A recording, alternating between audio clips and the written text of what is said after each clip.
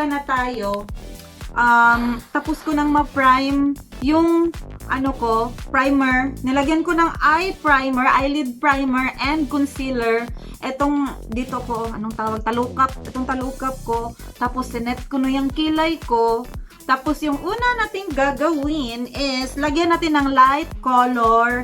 Yung para bang intense, yung intense na kulay dito sa ano, eyebrow bone. Basta oy, yan. Basta yan, bahala na kayo. Basta mauna na. Hindi, yung ito ba? Dito. Lagyan natin ng light na color. So, yung ginamit ko is parang napaka-light na beige. Almost white na siya. Hindi naman, parang beige naman yata. Ito, hindi naman to almost white. Charot naman. Tingnan natin, ha? Yan, ito ba? Ito yung ginagamit ko. Lagay natin sa ilalim ng ating mga kilay.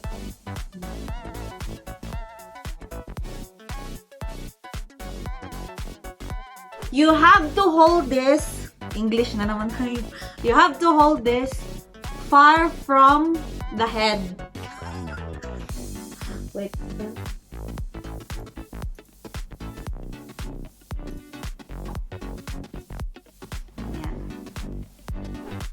Ngayon naman, ang isusunod natin is lime green. Lime green. Ito, lime green. Ilalagay ko siya dito sa crease ko. May hooded eye ako, ha. So, yung technique niyan, huwag yung follow yung crease nyo. Bale, gagawa kayo ng fake crease. Bahala na kayo mag-research ko. Ano yan? Bahala. Basta yun na yun. Yan. Hindi ito hindi ako nagtuturo, hindi ito tutorial blah blah blah. Pinapakita ko lang sa inyo kung paano ko ginawa yung makeup na yun. Kasi hindi naman ako ganun din kagaling para mag-tutorial dyan. So pinapakita ko lang kanya-kanya walang rules yung makeup, kanya-kanyang kanya-kanyang hawak ng brush, kanya-kanyang technique. Kung nag-work sa inyo, hindi nag-work sa akin, wala tayong magagawa. Tsaka pag nag-work din sa'yo, hindi mag-work sa iba, wala daw silang magawa. Wala din silang magawa. Kaya yun na lang. Kanya-kanyang sikap na lang tayo. Ganun na lang siya.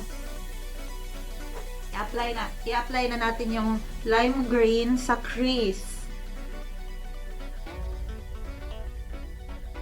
May technique kasi ako hooded eyes. Yung hooded eyes is yung talukap ko. Medyo para siyang magaat, parang ganun.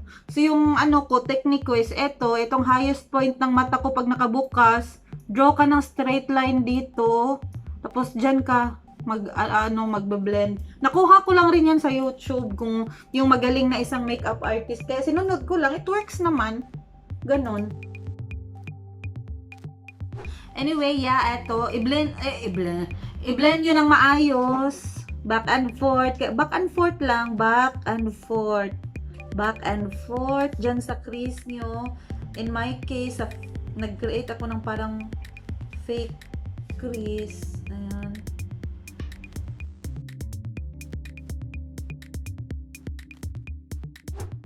Ngayon, tapos na itong na-blend, itong lime green.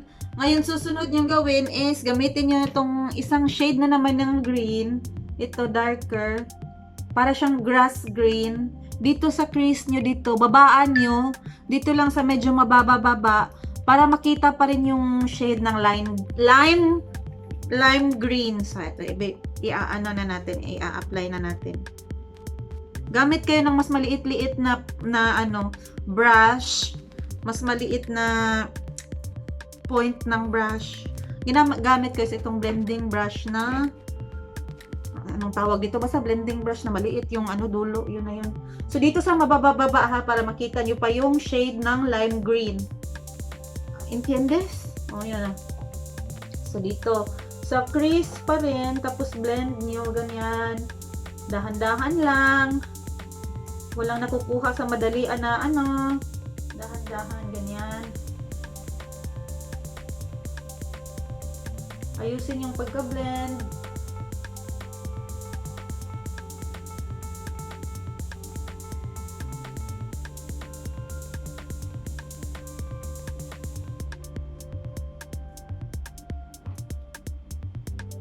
Ito, yan. So, again, sinasabi ko, Hindi to yung parang nagtuturo-turo ako kung anong dapat at hindi dapat gawin sa pagme-makeup ha. Kanya-kanyang diskarte yan. Kung gusto niyo matutong mag-makeup or mag-ano, doon kayo sa mga mas magagaling na ano, sa YouTuber na mga, yung mga ilan ng taon nagme-makeup. Ay ito, pinapakita ko lang kung paano masisimplify yung, ewan ko kung simplified ba to para sa iba dyan, pero ako as ano, hindi pa masyadong matagal nagme-makeup, ito may sarili akong technique. Hindi naman sa ano na hindi ako marunong mag-ano, kasi nasa sa dati kasi ang hilig ko sa makeup. Dati matagal na panahon na yun. Kaso parang nawala sa akin. Ito medyo bumalik, kaya sa tingin ko marunong-runong pa rin naman ako. Kaso lang hindi ko na siyang masyadong na practice kasi nga ang mamahal. Kaya ito, bumalik na ako yung nagbalik muli sa makeup. Hindi ako mahilig dati sa makeup, pero ngayon nakahiligan ko uli. So yun na, ito na oh. Dito pala ha, dito sa kabilang ano. Ako kasi nahihirapan ako dito na side, kaya inuuna ko dito para kung ano mang magawa ko dito, ma-adjust ko na lang rin dito kasi ito comfortable. Left-handed ako, kaya inuuna ko yung right side. Kaya ito, yan, sa baba. Sa mas mababa pa rin, para kita pa rin yung shade ng lime green. Blend nyo dyan sa crease. Sa totoong crease nyo na. Ito, circular motion. Pero kung ayaw na nyo ng circular, bahala kayo sa buhay nyo. Ang sa sinasabi ko na kanina, kanya-kanyang ano to, hindi din naman ako constant na nagsi-circular motion kasi nakakalimutan ko rin. Kanya-kanyang ano yan. Basta ang importante, malinis yung finishing nyo. Tapos pag blend nyo, para gusto nyo yung talagang extra linis pa, kumuha kayo ng ibang blending brush na malinis, yung wala pang kulay, para eto, kita niyo to, where the sky meets the sea. Yung ano, yung dalawang green na yung ano ba, nagmi-meet sila. Gamitan mo ng malinis na blending brush, tapos ganyanin mo para mag-smoothen yung mga ano niya, edges niya, at saka parang yung transition ng kulay niya is maayos. Ulit, kasi nag-add ako ng dark green sa corner. Basta yung importante ulit, kumuha kayo ng blending brush na hindi pa nakulayan ng anumang kulay, malinis na blending brush para i-blend nyo silang lahat. Huwag yung nagamit na. Kita pa naman din ang grass green at yung ano, lime green sa lagay kong to. Kaya blend nyo na lang rin ulit. Green na green. Basta talaga itong nakakainis talaga yung itong mga taong may hooded eyes ba. Minsan ang sarap na lugiton ng talagang ganunin mo yung mata mo para talagang lumabas na siya. Nakakainis talaga itong, hate nyo ba yung hooded? Ayaw ko talaga ng hooded eyes ko. Makapagparitoke na nga. Hindi.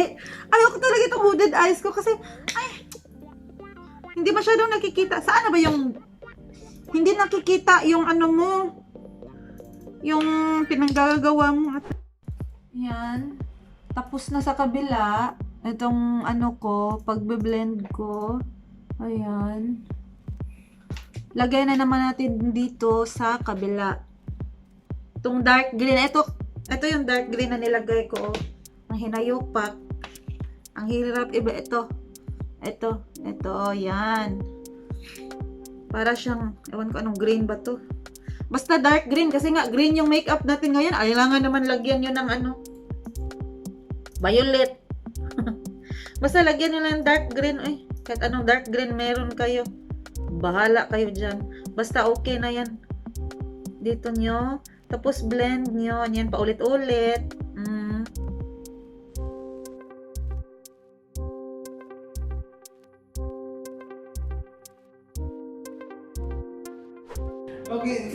Okay na to.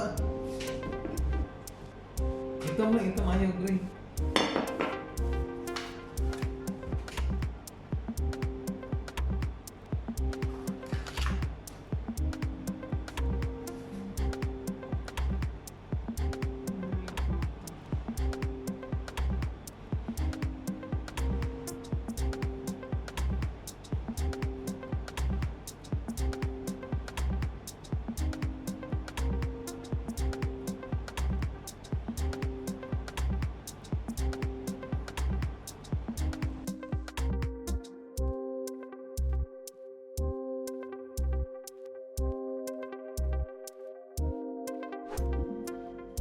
Yan.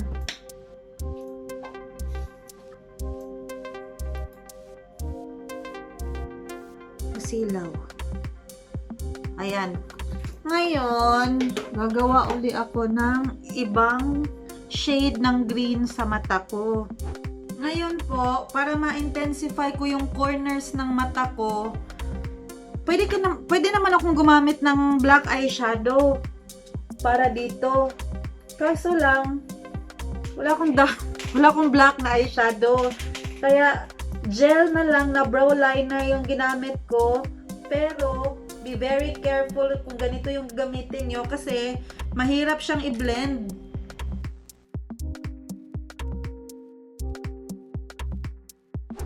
Ayan, tapos ko na i-blend yung gel eyeshadow. So far, nag-work na, gel brow liner. So far, nag-work naman. At saka gusto ko yung intensive care unit niya. Hindi, gusto ko yung intense ng pagka-dark niya. So, ngayon, next step is magka-cut tayo ng crease. So, eto na. Nakat ko na yung crease dito sa left eye ko gamit ang concealer. Pwede naman tong pwede tong white na eyeshadow. Pero ako, ginamit ko concealer. Kasi, feeling ko mas siya. Mas ginagawa niya yung trabaho niya. Pwede naman kayong mag-white eyeshadow, yung gel eyeshadow gamitin nyo.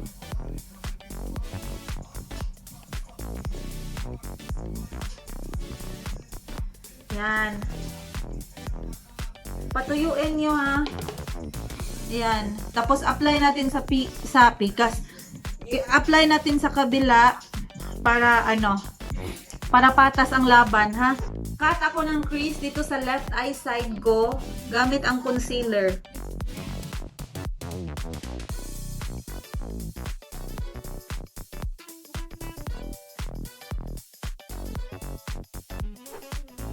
Ito, tuyo na siya. So, ang gagawin ko, lalagyan ko siya ng itong kulay na to. Itong nilagay ko sa brow line ko. Sa ano ba yun? Ito. Itong light na to. Lagay ko sa ibabaw. Ayan. May white, na siya. White lies. May white eyeshadow na siya. Teka nga, gusto ko pa i-intense to. Ngayon, tapos na to. Itong puting eyeshadow na nilagay ko. Ang gagawin ko, maglalagay ako ng intensifying primer. Ito, intensifying primer dito sa gitna ng mata ko. Kung saan gusto kong lagyan ng something. Lagay natin dito sa gitna ng aking mata. Ayan, lagay nyo ng maayos yung intensifying primer nyo. Ayan siya sa gitna. After nyo ilagay yung intensifying primer, lagyan nyo ng anything metallic na kulay. Gusto ko ng kasi metallic. Ito cream siya. Lagay nyo siya sa gitna ng inyong talukap.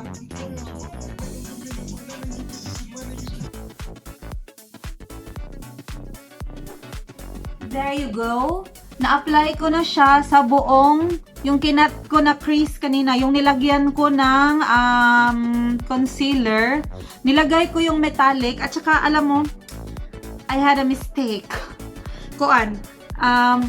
Lagyan mo pala siya ng intensifying primer sa buong lid na naiwan kasi hindi siya nagmi-mix ng Kala ko kasi pag maliit lang chokes na, hindi pala. So yan, i-follow mo yan. Tapos para hindi siya parang ito, ayusin mo siya. Balik kayo dun sa pinaka-dark na green na ginamit nyo kanina at saka i-blend nyo dito sa metallic na color para hindi siya parang yung hindi siya may siya ba?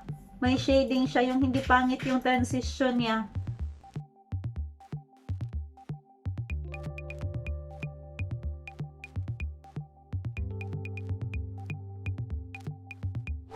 Tapos tatanggalin ko na to. Ayan. May sharp edge ako.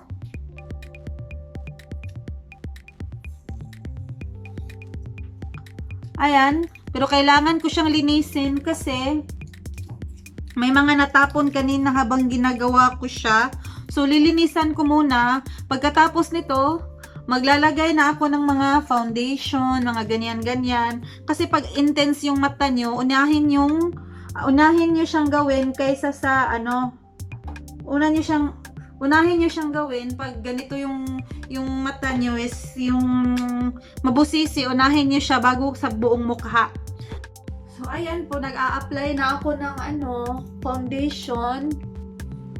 Full coverage po to na foundation. Gamit ko po yung foundation brush ko, tapos flat. Tapos, para ma-reach nyo yung mga corners, gamitan nyo ng itong sponge.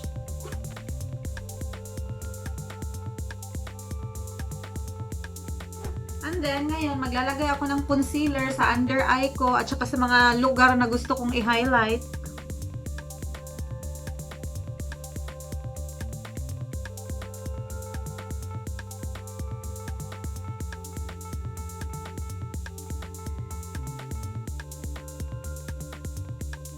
Tapos, para long lasting yung long lasting yung anong tawag nito, concealer, set nyo siya ng setting powder, loose powder.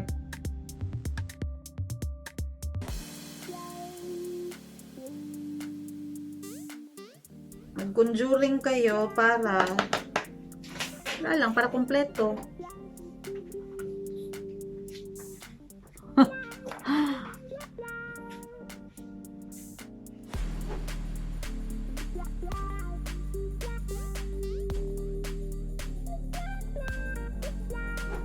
Ayan, natapos ko na lahat ng contouring. Tapos dito sa noo, pag blend nyo, ganon ha. Huwag yung talagang ituloy-tuloy yan dyan sa gitna kasi para ma-highlight yung dyan. Kailangan i-highlight. At saka sinadyayan para maliit yung mukha tingnan. Yan. Next thing is blush. Bahala kayo kung anong style nyo. Basta yung style ko, pinapatong ko yung blush ko sa pinapatong ko dito sa contouring ko. Kapalan pa nga. Siyempre hindi ako kontento.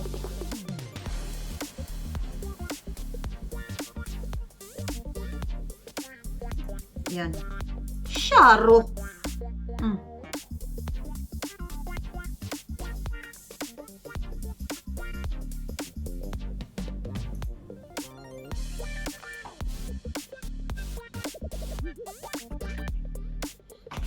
Yan, itong highlight dito sa area na to.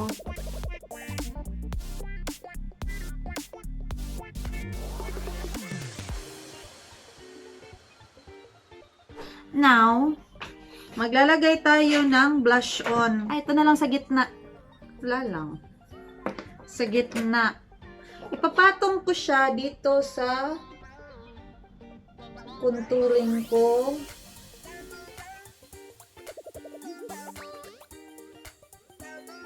Lagyan natin yung ating ilong ng contouring para syempre matangos tingnan.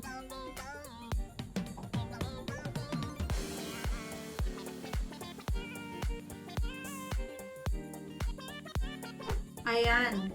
So, tapos na po nating mix na po natin lahat.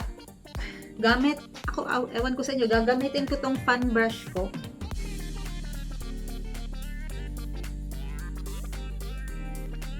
Lalagay na po tayo ng highlighter.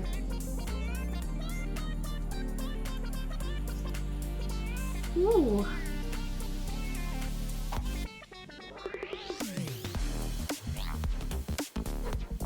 Now, tapos na tayo, 'di ba? Ayan, may highlights na siya.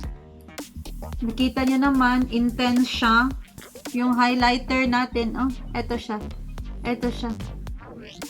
Para siyang yellowish na, ano.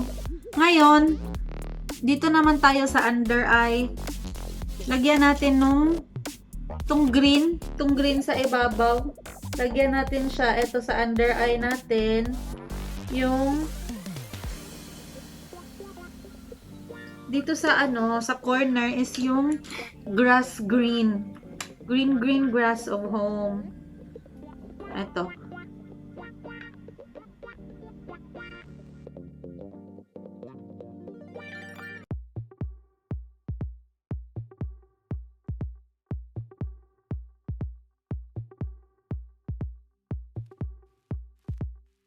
Ayan na siya. Tapos,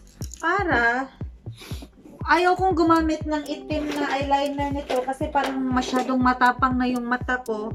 Gamitan nyo na lang nitong beige na eyeliner dito sa may mutaan nyo para parang healthy tingnan yung mas healthy siya kasi yun nga, mas beige. Lagyan nyo nito, oh.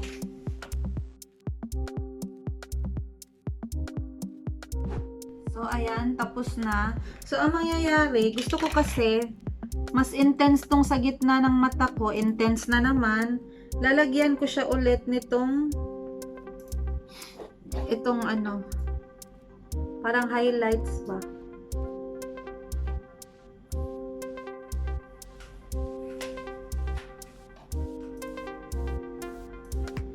Ayan. Lagyan ko siya sa may gitna.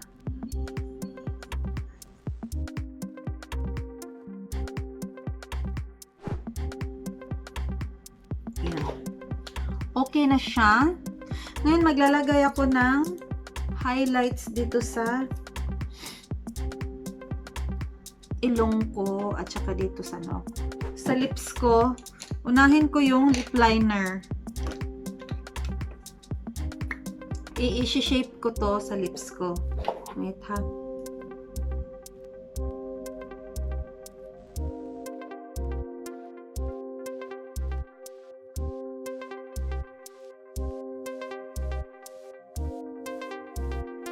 Apply ako ng anong kulay ng lipstick na ito? Mink.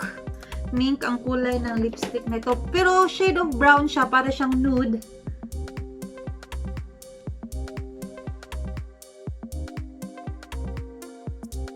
So, para hindi flat yung lips nyo tingnan, kailangan darker yung shade ng lip liner nyo. Tapos, sa loob, yung darker siya ng shade sa loob. Tapos, gusto ko siyang lagyan ng light sa gitna. So, gagamit ako nito. Itong parang light na color na lipstick sa gitna. Para